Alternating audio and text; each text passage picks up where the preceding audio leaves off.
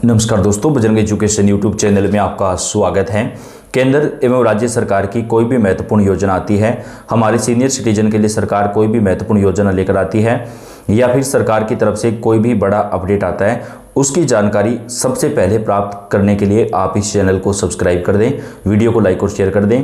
ये आपका अपना चैनल है जहाँ पे आपको सरकार की हर छोटी से बड़ी योजना की जानकारी देते हैं। सीनियर सिटीजन की पेंशन को लेकर कोई अपडेट आती है वो देते हैं। तो आप कौन से राज्य से हैं, कौन से ज़िले से हैं और आपकी एज क्या है, आप कमेंट करके बताएं, ताकि आपके राज्य में, आपके ज़िले में, आपकी एज के अनुसार कोई भी अपडेट आए वो हम आपको सबसे पहले प्रदान कर सकें।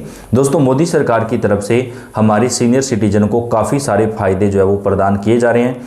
जब से देश के अंदर मोदी सरकार आई है, सीनियर सिटीजन की पेंशन में भी काफ़ी बढ़ोतरी देखने को मिली है। लेकिन अब सरकार एक ऐसा नियम लेकर आ रही है जिससे सीनियर सिटीजन को बेहद बड़ी राहत मिलेगी। जी हाँ, सरकार की तरफ से जिस प्रकार चाहे श्रमिक हो, चाहे नौकरी पेशा लोग हों, उनको न्यूनतम उनका जो वेतन दिया जाता है उस हिसाब से पूरे देश में न्यूनतम जो पेंशन है वो सीमा बांधी जाएगी और ये 2100 रुपये प्रति महीना किया जाएगा। यानी कोई भी राज्य सरकार 2100 रुपये प्रति महीना से कम पेंशन जो है वो सीनियर सिटीजन को नहीं दे सकेगी और सरकार इस नियम को नए साल से ही लेकर आने वाली है, ऐसा बताया जा रहा है। सूत्रों के हवाले से जो खबर है, पहले चरण में इसे 5 राज्यों में लागू किया जाएगा। केंद्र सरकार अपना अंश जो है वो बढ़ाएगी। जैसा कि आप जानते होंगे कि आपको जो पेंशन मिलती है उसमें केंद्र सरकार और राज्य सरकार दोनों का अंश होता है। राज्य का ज़्यादा होता है, केंद्र का कम होता है। लेकिन केंद्र सरकार अब अपना जो अंश है वो ज़्यादा बढ़ाने वाली है। कई राज्यों के अंदर मात्र 500, 700, 1000 रुपये तक ही पेंशन मिलती है। हालांकि कुछ राज्य ऐसे हैं जहाँ पर 1500, 2000 या हरियाणा समेत कई राज्यों में 3200 से 3000 रुपये तक पेंशन भी दी जाती है। लेकिन अब जिनकी उम्र 60 साल से ज़्यादा है उनकी पेंशन को सरकार 3 कैटेगरी में बांटने वाली है। पहला 60 से 70 साल की उम्र, दूसरा 70 से 75 उम्र और तीसरा 75 प्लस उम्र।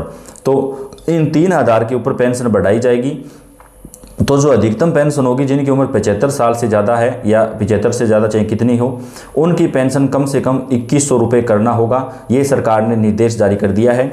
जिनकी उम्र 60 साल से 70 साल के बीच में है उनको जो रेगुलर अभी पेंशन मिल रही है उसमें प्रति वर्ष 250 रुपये की बढ़ोतरी करनी होगी और जिनकी उम्र 70 से 75 साल के बीच में है उनकी कम से कम पेंशन 1500 रुपये प्रति महीना तक करनी होगी। यानी अब एज लिमिट के अनुसार सरकार की तरफ से एज ग्रुप के अनुसार जो पेंशन है वो बढ़ाई जा रही है और 5 बड़े और फायदे दिए जाएंगे सीनियर सिटीजन को।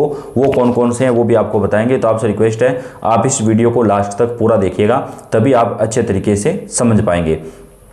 भारत सरकार वरिष्ठ नागरिकों के लिए समय समय पर कई योजनाएं और सुविधाएं ला रही हैं। इन सुविधाओं का मुख्य उद्देश्य 60 साल से अधिक उम्र के नागरिकों को एक सम्मानजनक, सुरक्षित और आरामदायक जीवन देना है। अब सरकार की तरफ से 60 साल से अधिक उम्र के सभी सीनियर सिटीजन की पेंशन बढ़ोतरी का ऐलान कर दिया गया है। जिनकी उम्र 70 साल से ज़्यादा है उन सभी को अब प्रधानमंत्री आयुष्मान भारत योजना में अनिवार्य रूप से शामिल किया जाएगा। चाहे आपके पास राशन कार्ड हो ना हो, चाहे आपके पास कितना ही पैसा हो ना हो, यानी चाहे अमीर हो या गरीब हो या मध्यम वर्ग हो, जिनकी उम्र 70 साल से ज़्यादा है, अगर वो व्यक्ति किसी कारण से उनका अस्पताल में ऑपरेशन वगैरह होता है या उनको अस्पताल में जो है एडमिट होना पड़ता है, उनके बिल, जो दवाइयों का बिल है, अस्पताल का बिल है, ये सारा खर्च 5 लाख रुपए तक का सरकार वहन करेगी। सभी सीनियर सिटीजन को मोदी सरकार अब जो है आयुष्मान भारत योजना में शामिल करेगी और ये एक बहुत अच्छा फैसला है। चाहे आप किसी भी कैटेगरी से आते हो, अगर आपकी आयु 70 साल से ज़्यादा है तो अब आपको इस योजना का फायदा प्रदान किया जाएगा। स्वास्थ्य सेवा वरिष्ठ नागरिकों के लिए सबसे जरूरी सुविधा है। सरकार की आयुष्मान भारत योजना जैसे पहल के तहत 60 साल से अधिक उम्र के पात्र नागरिकों को 5 लाख रुपए तक का मुफ्त इलाज सरकारी और चुने हुए निजी अस्पतालों में दिया जाएगा। कई राज्यों में सरकारी अस्पतालों में वरिष्ठ नागरिकों के लिए अलग काउंटर और प्राथमिकता पर इलाज की सुविधा दी जाती है। इसके अलावा कई जगहों पर मुफ्त हेल्थ चेकअप कैंप और मोबाइल मेडिकल यूनिट के जरिए घर घर तक स्वास्थ्य पहुंचाना भी शुरू किया जाएगा।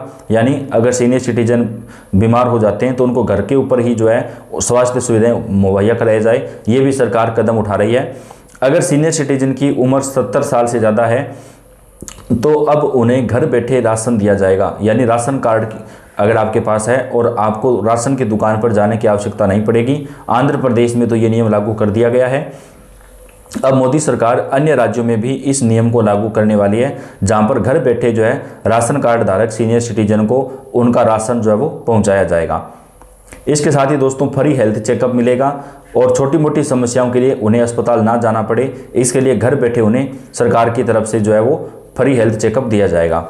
यात्रा में भारी रियायत और प्राथमिकता, कई राज्यों में पहले से ही सीनियर सिटीजन की जो यात्रा भत्ता है वो दिया जाता है और उनका जो किराया होता है सरकारी बसों में वो 50% तक कम लिया जाता है। हालांकि जो प्राइवेट बसें होती हैं, निजी बसें होती हैं, उनमें किराया पूरा लगता है, लेकिन जो सरकार की बसें होती हैं जिसको रोडवेज बोलते हैं या आपके यहाँ पर कुछ अन्य नाम होगा उनका सरकारी बसों का, उन बसों में सीनियर सिटीजन का जो किराया है वो 50% ही लिया जाएगा।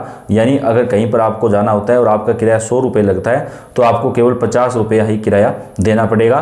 तो सीनियर सिटीजन को यहाँ पर एक बड़ी राहत दी जाएगी। पहले ये कुछ ही राज्यों में था, लेकिन अब ये देश के सभी राज्यों में सरकार शुरू करने वाली है। बचत योजनाओं पर अधिक ब्याज और टैक्स में छूट दी जाएगी। आर्थिक सुरक्षा वरिष्ठ नागरिकों के लिए बेहद महत्वपूर्ण है। सरकार ने सीनियर सिटीजन को सेविंग स्कीम जैसी योजनाओं में अधिक ब्याज दर देने का ऐलान किया। यानी अगर एफडी वगैरह सीनियर सिटीजन कराते हैं तो उन्हें सरकार की तरफ से नॉर्मल जो लोग होते हैं जिनकी उम्र 60 साल से कम होती है, उन लोगों की तुलना में सीनियर सिटीजन को एफडी के ऊपर ज़्यादा ब्याज जो है वो दिया जाएगा। इसके अलावा इनकम टैक्स नियमों में 60 साल से अधिक उम्र और 80 साल से अधिक उम्र सुपर सीनियर सिटीजन के नागरिकों को इनकम टैक्स में अधिक छूट मिलती है। एफडी या बचत खातों पर मिलने वाले ब्याज पर एक निश्चित सीमा तक टीडीएस नहीं कटता है, जिससे उनकी बचत जो है वो सुरक्षित रहती है।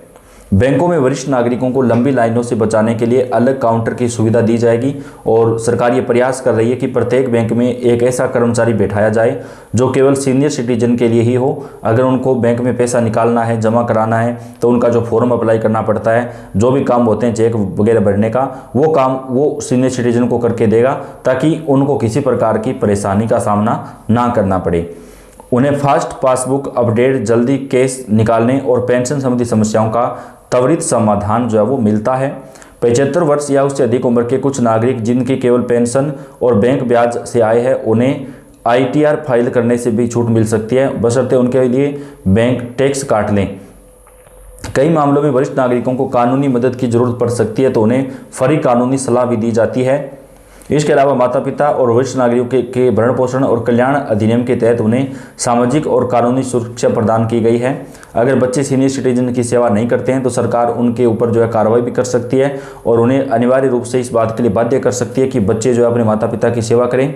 मोबाइल हेल्थ यूनिट और टेलीमेडिसिन सेवाओं का ग्रामीण क्षेत्रों में विस्तार भी सीनियर सिटीजन के लिए एक अच्छा कदम हो सकता है। तो सरकार की तरफ से कई सारे फायदे जो है वो देश भर के अंदर सीनियर सिटीजन को प्रदान किए जा रहे हैं दोस्तों, जिनका फायदा हमारे माता पिता दादा दादी को मिलेगा।